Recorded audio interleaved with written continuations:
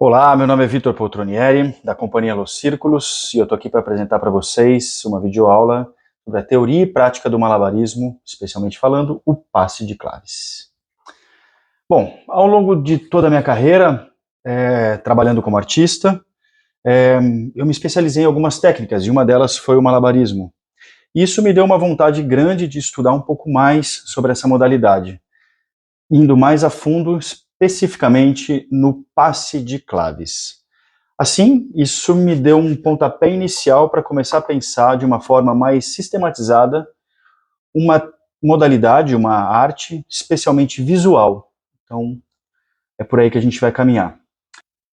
Bom, essa videoaula, ela é especificamente voltada a todo aquele que busca conhecer, pesquisar e estudar sobre o malabarismo. Aos aspirantes, aos profissionais, aos praticantes mais assíduos, que querem conhecer novas possibilidades, aos simpatizantes e até ao mesmo aqueles que detestam, até para saber mais sobre o que você está criticando. Enfim, todo aquele curioso que possa ter uma vontade de conhecer um pouco mais sobre a técnica do malabarismo. Porém, é sempre bom ter presente que as sugestões de reflexões que eu vou colocar aqui, elas não constituem uma receita, estão um pouco diretivas. É sempre melhor a gente considerar elas componentes de uma lista necessariamente incompleta, a ser questionada e constantemente reinventada. Bom, como a gente está falando de malabarismo, a gente está falando, nesse caso, do malabarismo de lançamento, né, que é o caso do passe de clave. Existem alguns outros tipos da técnica do malabarismo, porém a gente vai focar aqui especificamente no lançamento. Falando em lançamento, uma coisa que é muito importante a gente trabalhar é a precisão. Então você tem que ter assim, certeza que você está lançando a clave, ou qualquer outro objeto, no caso a clave que a gente está falando, onde ela deve ser lançada no tempo certo e com o giro certo. Uma coisa que é muito bom também é a gente se desafiar, trabalhar lançamentos com ambas as mãos, mão direita, mão esquerda. Trabalhar lançamentos com velocidades diferentes, com tempos diferentes. E uma coisa que é muito legal, é legal a gente trabalhar, recuperar um lançamento que não foi muito bem feito para si, ou de repente para o outro, e privilegiar o jogo. É isso. Malabarismo de passe de claves. Temos aqui uma clave, então. A clave ela é composta pelo top, o bojo, o cabo e o regaton. A clave é um material especificamente feito para girar. Então, nesse caso, ela tem um centro de massa que não é necessariamente no final do cabo. Geralmente ela pega um pouco mais na parte do bojo. Portanto, assim que você joga, ela gira. E uma coisa que é muito importante a gente ter em mente quando a gente está fazendo malabares com clave, no caso passe de claves com outras pessoas, é que você tem que ter um controle desse giro. E como que a gente faz para ter um controle de giro? A gente tem que ter em mente que a gente está fazendo isso com os nossos braços. Portanto, nós temos aqui a alavanca do ombro, a alavanca do cotovelo, punho ou dedão, certo? Cada uma delas vai trabalhar de uma forma distinta quando a gente vai fazer um lançamento. O ombro geralmente vai dar uma distância maior, uma altura maior. O cotovelo vai dar um sentido para onde você está jogando. O punho vai trabalhar com a questão do giro. Então, quanto mais giro você quiser, mais punho você vai usar. Quanto menos giro, menos punho e mais cotovelo e ombro. Isso é muito importante. Por que eu estou falando disso? Porque o giro e a altura que você vai jogar, a clave, elas são variáveis independentes. Porque eu posso jogar uma clave numa altura X e ela trabalhar com o giro, ou trabalhar com ela jogando numa altura mais baixa e ela também vai dar um giro. Então, isso é uma coisa muito independente, depende do que você quer fazer esteticamente e privilegiando o lançamento. Bom, continuando falando então sobre altura e giro, fiz uma relação aqui num quadrinho que eu vou colocar aqui do lado para vocês, que vai exemplificar como isso pode ser feito. Eu usei uma tabela do SiteSwap. Vou colocar um link aqui também, caso vocês queiram conhecer um pouco mais sobre o que é o SiteSwap, vocês podem pesquisar para entender. Então eu fiz uma relação sobre o SiteSwap e a questão do giro da clave. Então se você tem uma altura 3 no SiteSwap, eu vou trabalhar com um giro. Se eu chego numa altura 5 no side swap, eu vou trabalhar com 2 giros. Se eu chego numa altura 7, eu vou trabalhar com 3 giros. Isso trabalhando com a questão, lembrando, sempre tendo em mente que a gente está falando de passe de clave. Então eu estou trocando esses objetos com uma ou mais pessoas. O quadrinho está aqui, é só dar uma olhadinha. Bom, falando ainda da altura e do giro da clave, para o passe de claves eu vou fazer uma associação breve aqui com o side swap. Caso vocês queiram conhecer um pouco mais do side swap, tem aqui um link aqui embaixo para vocês se aprofundarem um pouco mais sobre esse assunto. Bom, tem o quadrinho aqui do lado. Embora o side swap seja uma medida de tempo, né, quando você está jogando sozinho, eu fiz uma associação com o tempo que o side swap propõe com a quantidade de giros que eu quero obter na minha clave.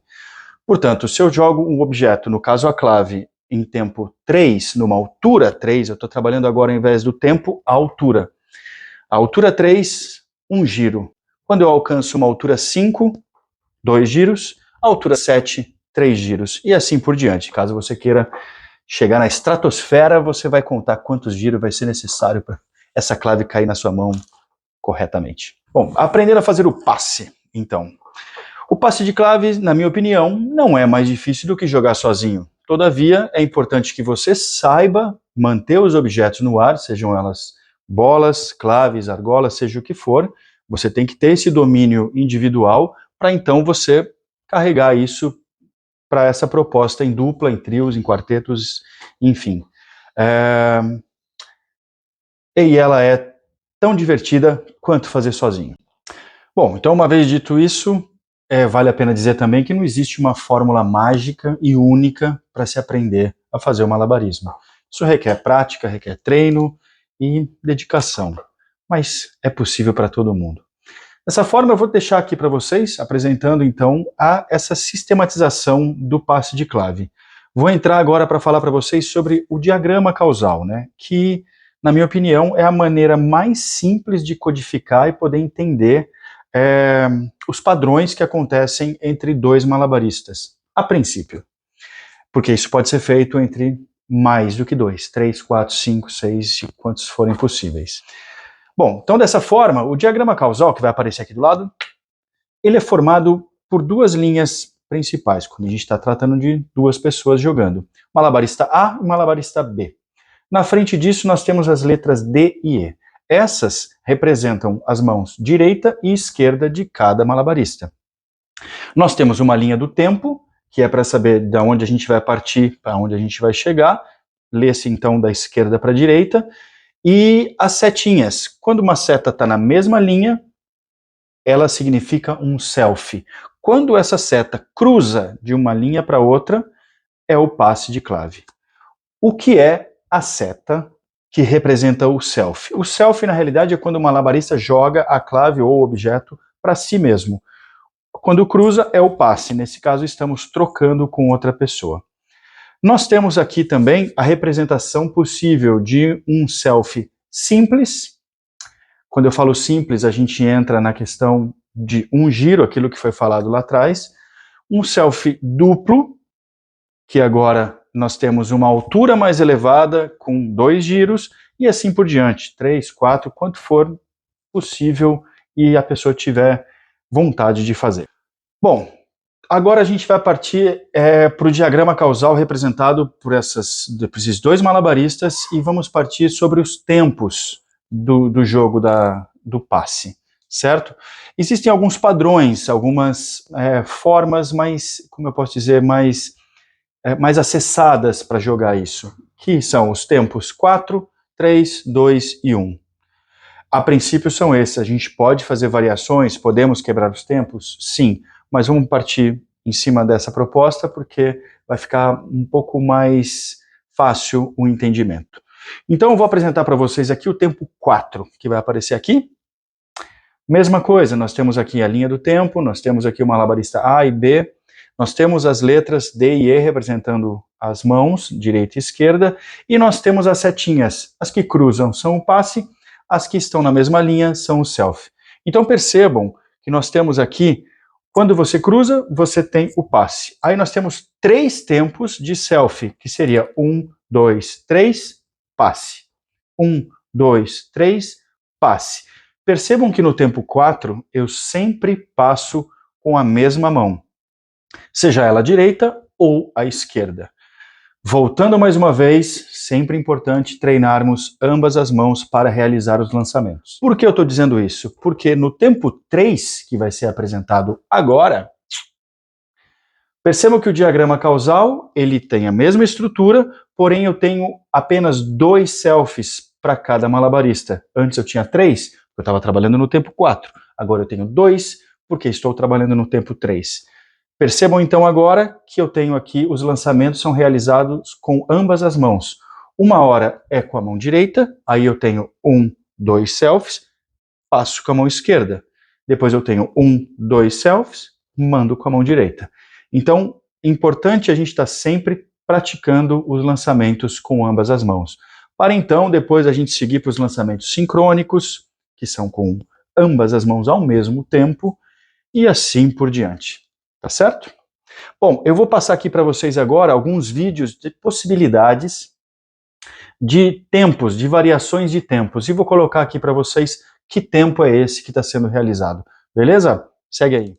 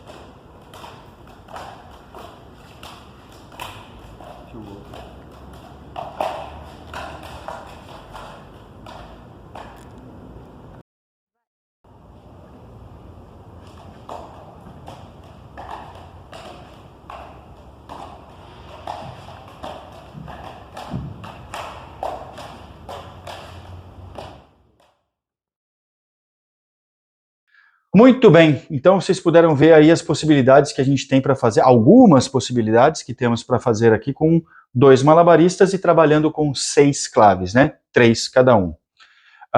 É possível a gente acrescentar uma clave a mais, 2 claves a mais, 3 claves a mais em 2 pessoas? Sim, é possível também. Se vocês quiserem ver, os vídeos seguem aqui mais um pouquinho.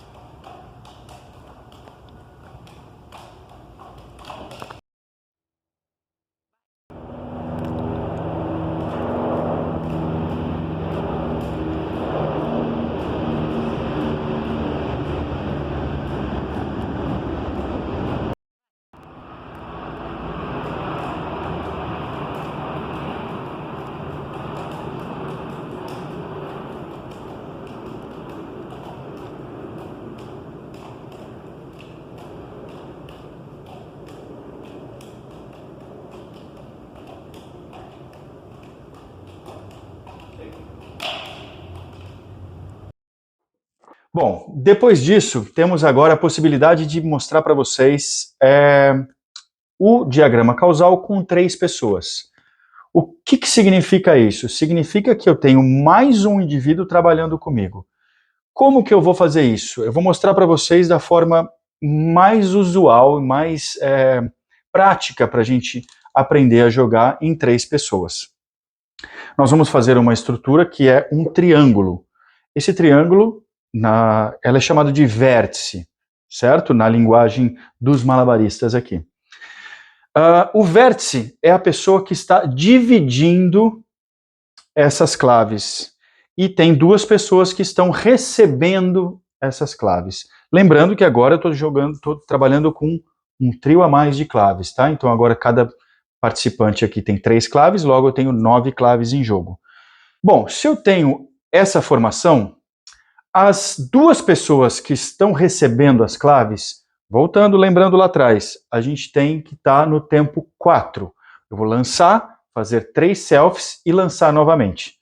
Isso ambas as pessoas. Porém, a pessoa que está dividindo, ela tem que estar num tempo dobrado, para que seja possível as outras pessoas estarem em tempo 4. Essa pessoa que está dividindo tem que estar em tempo 2.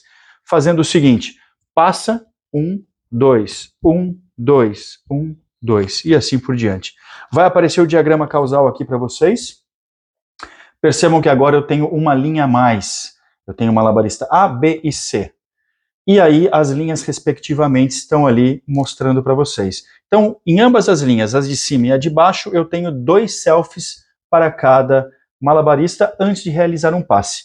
Na linha do meio, que é a que representa essa figura do vértice, eu tenho um selfie apenas, mostrando que eu tenho que essa pessoa está no tempo 2, ela está no tempo dobrado desses 2 outros malabaristas, certo? Outra possibilidade, eu posso trabalhar então com uma clave a mais num vértice de 3 pessoas. O que antes era 9, agora são 10 claves. O que vai mudar nesse momento? Se eu tenho uma clave a mais, eu preciso de um tempo a mais para encaixar essa clave. Onde que eu ganho esse tempo? Eu ganho esse tempo, como eu disse para vocês, voltando um pouquinho, na questão de altura e giro. Lembra que eu falei para vocês? Se eu tenho uma altura 3, eu estou com um giro. Uma altura 5, eu tenho 2 giros. Uma altura 7, 3 giros. Trabalharemos agora nessa altura 5 com 2 giros. Então, se eu aumento a minha altura, eu aumento o meu tempo de lançamento e eu ganho um tempo para manipular um objeto a mais nessas 3 pessoas. Vai aparecer o diagrama causal agora aqui.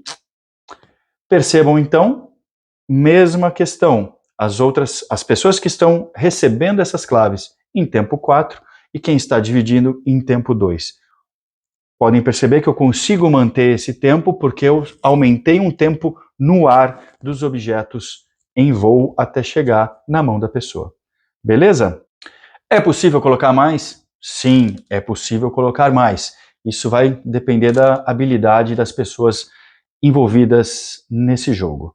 Então, vai aparecer aqui para vocês também um diagrama causal de um vértice com 3 pessoas e 11 claves. Vai aumentar a velocidade? Vai aumentar a velocidade. Vou ter que aumentar o tempo? Vou ter que aumentar o tempo porque eu vou precisar de mais altura, porque eu estou colocando um objeto a mais.